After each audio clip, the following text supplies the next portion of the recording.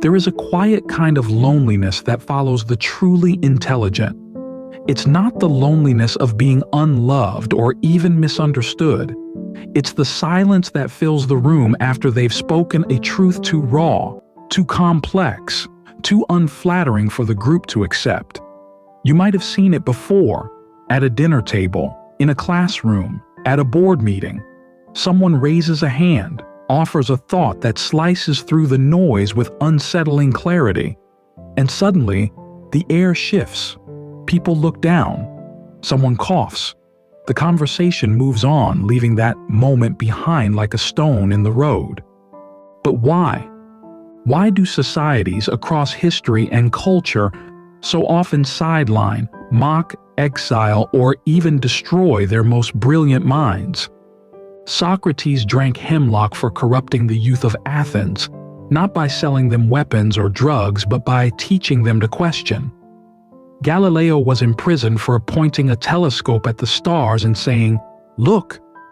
Hypatia of Alexandria was dragged through the streets and murdered for her intellect. And in quieter modern forms, the pattern continues, through ostracism, ridicule, suppression. Intelligence, especially the kind that sees through illusions, often comes with a price. It reveals what others would rather not see. It challenges the rules we live by, not out of arrogance, but because it sees their artificiality. It questions what most have quietly accepted. But society doesn't run on truth. It runs on cohesion. Philosopher Arthur Schopenhauer once said that talent hits a target no one else can hit, but genius hits a target no one else can see.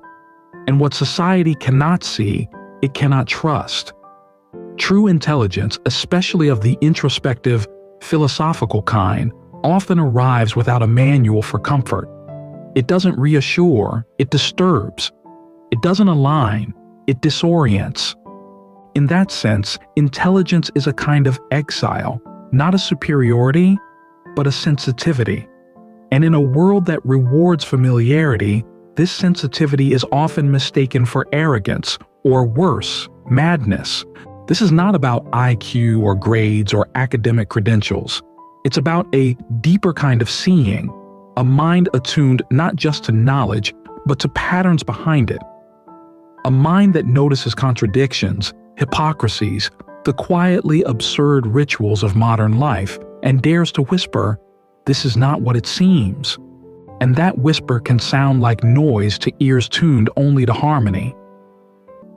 To understand this rejection more deeply, we must look at how society protects itself. Imagine a city built on a myth, say, the myth that its walls are unbreakable. Over generations, the people grow to believe this myth so completely that their entire identity depends on it. Now, imagine an architect who studies the wall, runs her fingers along its cracks and announces, "These will collapse within a decade." What happens next? She becomes a threat, not because she's wrong, but because she's right. Society, like the city, survives through collective belief. It weaves myths about money, success, morality, identity, nationalism, and embeds them into our daily routines. These myths aren't necessarily evil. They create order, stability, meaning. But they are fragile, and intelligence, when it's not obedient, tends to poke at the seams. Nietzsche wrote, "Madness is rare in individuals, but in groups, parties, nations, and epochs, it is the rule." The intelligent individual standing apart sees the collective madness for what it is, but that vision isolates them. Because the group needs belief more than it needs truth. This is why intelligent people often find themselves in a double bind. To belong, they must betray their insight. To speak their truth, they must risk exclusion. The modern world pretends to prize intelligence. We name it on resumes, reward it in entrance exams, quote Einstein on posters. But what we usually value is a curated, diluted form of intelligence, one that conforms, that innovates within boundaries, that questions only what is safe to question. The truly intelligent often do not fit, not because they are socially inept, but because they refuse to perform normalcy. Their minds ask inconvenient questions. Why do we spend our lives in cubicles? Why does success look like burnout? Why do we smile when we want to scream? And these questions, though necessary, are rarely welcome. Carl Jung observed that a man who has not passed through the inferno of his passions has never overcome them. Likewise, a society that hasn't questioned its own foundations remains in a childlike state, fragile, defensive, unable to bear the truth-teller. It's no coincidence that so many great minds suffered depression, isolation, or were deemed eccentric. They were not broken. They were simply tuned to a different frequency, one that picked up the background noise others had learned to ignore. But there's another layer here, one that turns the question back on us. Do we too reject intelligence when it makes us uncomfortable? When a friend speaks a difficult truth, when a book shatters a belief, when a film shows us something we'd rather not face, do we embrace it or retreat? The rejection of the intelligent is not just a historical or institutional pattern, it's a human one, a personal one. One that plays out in our conversations, our silences, our scrolling habits, our avoidance of difficult thoughts.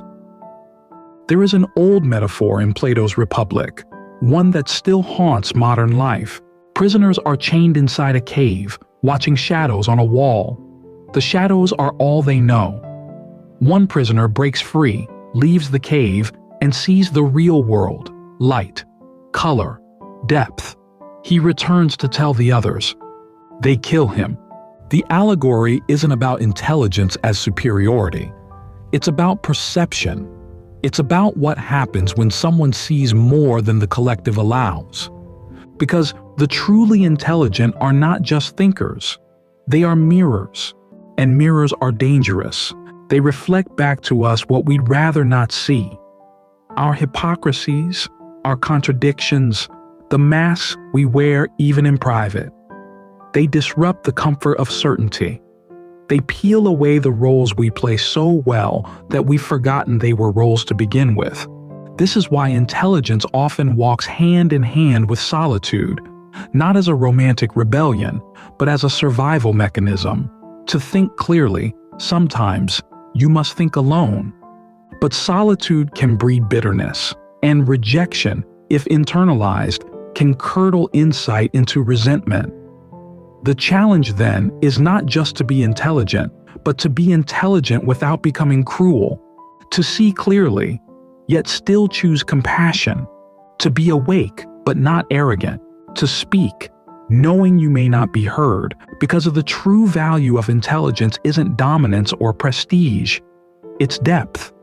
It's the capacity to hold paradox, to question without needing an answer, to live inside the tension of opposing truths. There is a quiet dignity in those who carry their insight without the need to be celebrated, who whisper into the void, not for applause, but because silence is complicity. And yet, even now, even as you watch this, perhaps a part of you resists. Perhaps you're wondering if intelligence is even worth this price, if seeing clearly is worth the exiles, if knowing is worth the ache of unbelonging. These are not questions I can answer, but maybe that's the point.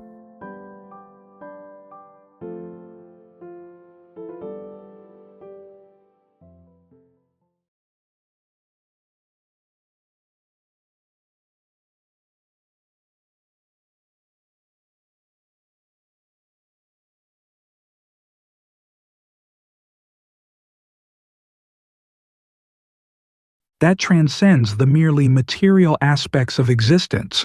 That transcends the merely material aspects of existence.